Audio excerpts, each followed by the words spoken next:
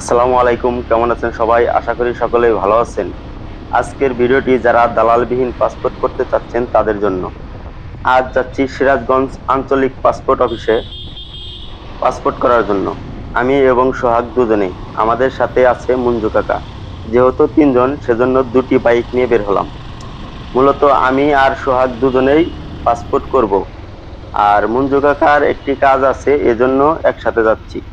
আমরা আজকে যেহেতু দালালবিহীন পাসপোর্ট করতে চাচ্ছি, এজন্য আমরা আগে থেকেই সমস্ত কাগজপত্র রেডি করে রেখে, দালালবিহীন পাসপোর্ট করতে যে সমস্ত কাগজপত্র প্রয়োজন, যিনি পাসপোর্ট করবেন তার এনআইডি কার্ড, বাবা মার এনআইডি কার্ড।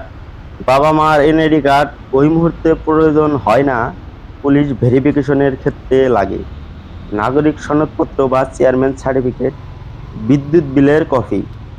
আপনি যদি ব্যবসায়ী হন তাহলে ব্যবসার ট্রেড লাইসেন্সের ফটোকপি, আপনি যে অনলাইনে আবেদন করেছেন সে আবেদনের ফর্ম, আপনি যদি অনলাইনে ফি প্রদান করে থাকেন তাহলে ফি প্রদানের রিসিপ্ট অথবা ব্যাংক টাকা জমা দেওয়ার রিসিপ্ট। আমাদের আরও একটি কাগজ বেশি লাগে, সেটি সবার ক্ষেত্রে নয়। সেটা হচ্ছে আমাদের কুমারিয়াবাড়ি ৯ নং ওয়ার্ড ২০৫৫ পোস্টকোডটি অনলাইন সার্ভারে পাওয়া যায় না। এই কারণে ৬৭১০ নাটোরপাড়া ইউনিয়নের পোস্টকোডটি ব্যবহার করেছি।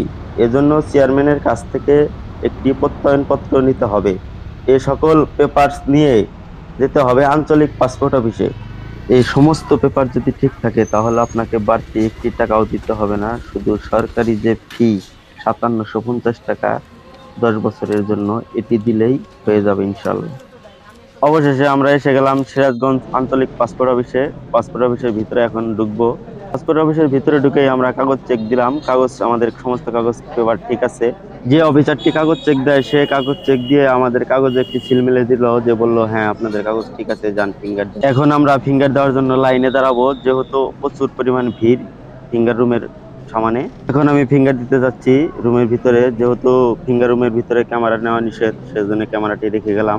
ফিঙ্গার দেওয়া কমপ্লিট। এখন মোটামুটি আমাদের সকল প্রসেস কমপ্লিট। এখন শুধু অপেক্ষা পুলিশ ভেরিফিকেশনের জন্য।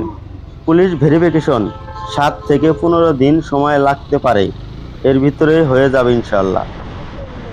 আর পুলিশ ভেরিফিকেশন শেষ হলেই আপনার আইডিটি চলে যাবে আগারগাঁ পাসপোর্ট অফিসে। সেখান থেকে পাসপোর্ট প্রিন্ট হয়ে আসবে আঞ্চলিক পাসপোর্ট অফিসে। সেখান থেকে আমাদের গিয়ে পাসপোর্ট নিয়ে আসতে হবে।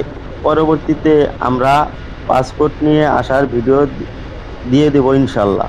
ভিডিওটি ভালো লাগলে লাইক, কমেন্ট, শেয়ার করুন। পাসপোর্ট বিষয়ে কোনো তথ্য জানার থাকলে ইনবক্সে যোগাযোগ করুন। যতটুকু সহযোগিতা করতে পারি করবো ইনশাল্লাহ। আজকের মতো বিদায় নিচ্ছি। ভালো থাকবেন, সুস্থ থাকবেন। আল্লাহ হাফেজ।